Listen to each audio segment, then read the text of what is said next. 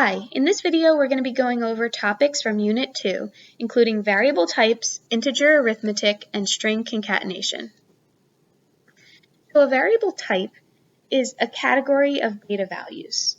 And the primitive types of data that we have in Java are Boolean values, and those are logical values, so either true or false, char or char. Mr. Galisi calls it a char, and I call it a char, because I just feel like it's easier to say. And this is not in the AP subset, so it's not specifically on the AP test, but you can use them to your advantage on the AP test, so you can include them in your work. Then there's integers, and integer values, they include a byte, which is just, it only includes like a very small amount of number possibilities. Short, long, and int.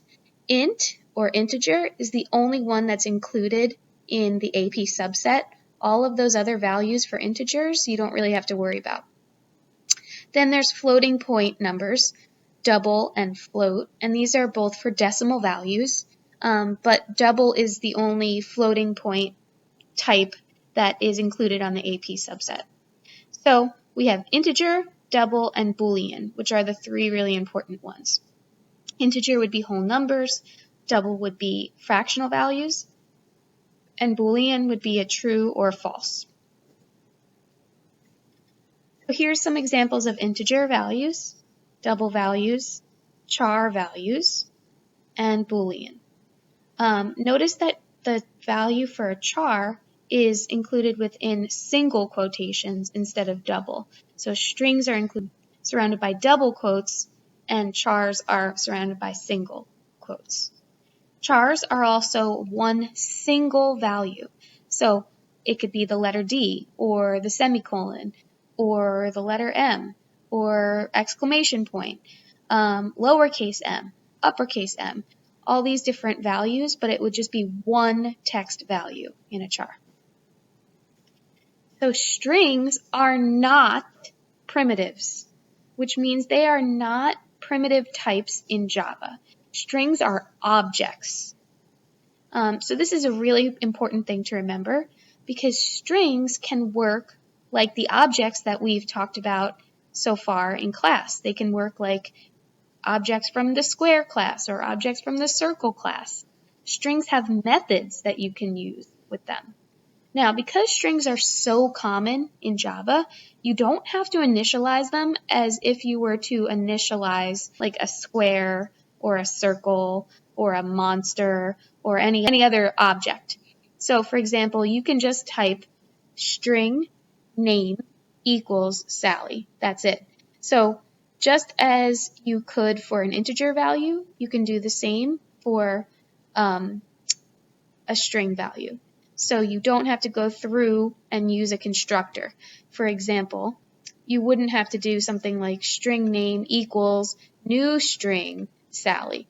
But you can if you want to. But there is the shortcut there. So you could just say string name equals Sally. What's really nice about strings is that they have a lot of different methods that you can use along with them. So if you did name.toUppercase, you could take everything that was lowercase. So you could write Galisi in all lowercase as name, and then if you did toUppercase, it would be Galisi with all caps. We cannot call methods on primitives. So if you had an integer that was sum is equal to 100, you couldn't do something like sum.doMath stuff, right? Because in an integer, this is a primitive type, so they don't have methods because it's not a class. Strings have lots of helpful methods, so try Googling string methods in Java and you'll see a whole bunch. So variables. A variable is a symbol that identifies a piece of the computer's memory that can store a value. So anything that we want to store on the computer or in the computer, we can use a variable for that. And we can declare variables, we can initialize variables, and then we can use variables. So let's talk about how you would declare a variable. To declare something, you can just say its data type. So for instance, if you wanted to store a value, an integer value for width, you can just declare it by saying int width semicolon. And that will declare it so that width is stored in memory, but it doesn't have a specific value yet. You can also initialize width. So to initialize width, since we already declared it up top, we don't have to put the int in front of width again. Once you declare it, it is stored as an integer. So you don't have to worry about putting int width equals 20 here. But if we were to initialize and declare all in the same line, like we do here, that's possible too. And in that case, you would have to write int height equals 10. If we wanted to use a variable, we can say something like int area equals width times height. And we can do all that in one line. So the equals operator is used for assignment in Java and most other languages as well. But it is not the same as the equal sign that is used in mathematics. And that's because the equal sign is really just to say, okay, store this value in for this variable. So it doesn't have the same properties as in mathematics, like the commutative property of equality, where you can just do things in different order. So you couldn't do 55 equals total. That would not be the same thing at all. You wouldn't be able to store total in for 55. So it would have to be this way, total equals 55. The expression on the right is evaluated, and then the result is stored in the variable to the left. So if you did 25 plus 34, that would run first and then be stored in for total. When you're storing a variable, you have to make sure that the variable that you're entering is compatible with the data type that you choose. So for instance, string name, you couldn't say that that's equal to 45 plus 16 because looking for a string value. So instance variables should be initialized in the constructor. They should also be declared before the constructor, because if they're not declared before the constructor, then you can't use them throughout the entire class. So you should declare them before the constructor and then initialize them in the constructor. So when you declare int x, the default value will be x equals 0. If you declare a Boolean graded, the default value is false. Declaring a double, the default value would be 0.0. So if you didn't give it a value, that's the value that it would have. Strings would have a value of null. So the scope of a variable. So variables only exist inside whatever curly bracket they started in. So if a variable is declared inside of a method, so for example here, public int third side, int sum is declared inside this method. So because of that, it only exists between this curly bracket here and this curly bracket here. That's it. Once you're done, once you've closed this curly bracket, sum is gone from memory. Okay, so let's talk about methods and parameters. So this method, for example, is public int slope, and then it takes two parameters, rise and run. So notice here, this method returns an integer value. So the idea of returning a value would be if you wanted to take the slope, find the slope of something, and then take that value and be able to use it in another calculation in another class in Java. So the return value always goes right after public, and then after that is the method name, and then the parameters. So in this case, it's taking two integer values. Over here, we have public void print name, and it's taking a string name as an argument or a parameter. Notice that in this case, it's not returning anything, so we can't actually do anything with the value of print name. It's going to print it so we can see it, but then that can't be used in another class. So think about what these methods return. Pause the video and try and do each of these, and then we'll go over them when you're done pausing the video. Okay, so here are the answers. The first one returns an integer value and takes no parameters. The second one returns nothing and takes one parameter. And the third returns a string and takes no parameters. So integers also have a class. And each of the primitive data types have classes. So this is a little bit different than the integer as a primitive type. And what's nice about these classes is that there are some helpful constants there. So an integer is stored, it has a maximum and a minimum value. So if you want something bigger than that value, you have to store it as a long. So the min value for an integer is about 2 billion, and the minimum value would be negative 2 billion. And that's just because the number of bytes that are used to store the value. So the problem is if you try and store a number that's bigger than 2,147,000,000 ... in for an integer, you're going to get an overflow error where it's going to come out to be like some negative value or just a value that makes no sense.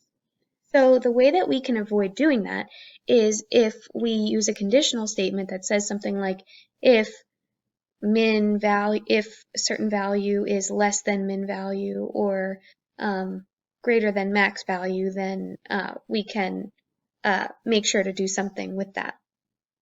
So min value, they're all in all caps, and that means that it's a constant variable. So in the integer class, min value and max value are constant instance variables. So that means that they are variables that are part of that class, and you can use them by just calling them from the class. And then we don't have to memorize 2,147,800,000 blah, blah, blah. So arithmetic operations in Java are pretty similar to other languages. For addition, you're doing the plus sign, subtraction minus, multiplication is the star or asterisk, and then division is the slash. You use the percent sign for modulus. And what modulus does is it finds the remainder if you were to divide the number. So think about this in terms of long division. So if you were to divide 3 into 7, 3 would go into 7 2 times total. So then you'd get 6, and then you'd be left with a remainder of 1. So 7 mod 3 is 1. Now 1 modulus 3 doesn't go into 1 at all. So it goes in 0 times, and then what's the remainder there? 1. 4 goes into 8, an even number of times, 2 times with no remainder, so that would be 0. So pause the video here and try and do some of these. And the answers are here. So a few of them that may have tripped you up were something like 7 divided by 2. That becomes 3 because integer division always rounds down. So it's called truncating. And it just completely ignores the 0.5. Even though 0.5 you would normally round up, Java doesn't even look at it. So it doesn't even care. It just cuts it off. Same thing with 3 divided by 4. Now notice here in 3.0 divided by 4, because one of those values is a decimal value, then it uses double division. And that would give you 0.75 in the end. Over here, 5 mod 2 would get you 1, because 5 divided by 2 would be 2 remainder 1. And over here, this one is very tricky. 1 plus 2 times 3 divided by 5. You're always going to go left to right and use PEMDAS, right? So 1 plus, that's going to be done at the end because the plus is not as important as multiplication. But then you're going to go left to right. So you're going to do 2 times 3, which is 6, and then divide by 5. So in this case, 6 divided by 5 is going to get you 1, and then 1 plus 1 is 2.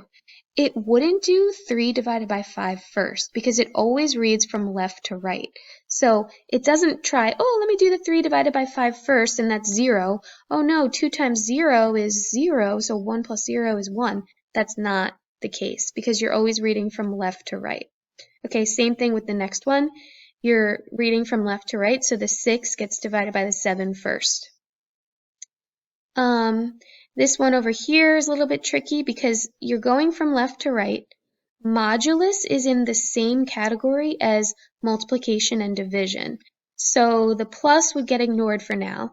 You would do 4 divided by 4, so in that case it's 1. Then that value of 1 mod 4, keep moving left to right. So 1 mod 4 gets you 4 because 4 doesn't go into 1 at all, so it would be remainder 1. And then 1 times 4 is 4. So all of this would get you 4, and then 4 plus 4 would be 8. Okay, now let's talk about string concatenation. We've talked about this a little bit in class, but there are a couple things that you need to know about it. So first, if you add 2 strings together, they're just going to be put right next to each other in one string. So fun plus run would be fun run. But if you try and add a string to an int, it is not going to give you an error. In Python, it does. In Python, it says cannot concatenate string with int. But in Java, it assumes that you just want everything to be a string. So as soon as a string is introduced, then that value, that everything that gets added to it, is going to be a string. So fun plus 3 plus 4 would get you fun 34 because 3 and 4 would then be string values. But if you did 3 plus 4 plus fun, it would add the 3 and the 4 first because it's reading from left to right. So 3 plus 4 would get you 7. Then it runs into a string. So it's like, oh, 7 plus string, now 7 better be a string. So now it's 7 fun. And then if you use parentheses, that's always going to come first. So this would be fun 7 because this would become 7 and then it turns into a string. Over here, 3 plus 4 would become 7. Fun would then be 7 fun. Now we know there's a string introduced, so the 3 and the 4 become strings.